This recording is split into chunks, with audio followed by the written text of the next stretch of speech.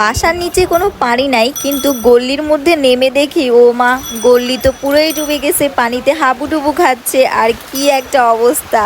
টানা দুদিন যে পরিমাণ বৃষ্টি হয়েছে, এরকম পানি তো হওয়ারই কথা, অস্বাভাবিক কিছু না। তো পানি দেখতে দেখতে যেতে খুব ভালোই লাগতেছিল, কিন্তু গ্রাম দেশে বন্যার যে ভয়াবহ পরিস্থিতি, ঢাকা শহরের গলি যদি এরকম পানির মধ্যে তলিয়ে যায়, তাহলে গ্রাম দেশের অবস্থা যে কতটা ভয়ানক হবে, সেটা তো আসলে বলার আর কোনো কিছুই রইল না। পানিগুলো দেখে মনে হচ্ছিল সমুদ্রের পানি ঢেউ খেলতেছে।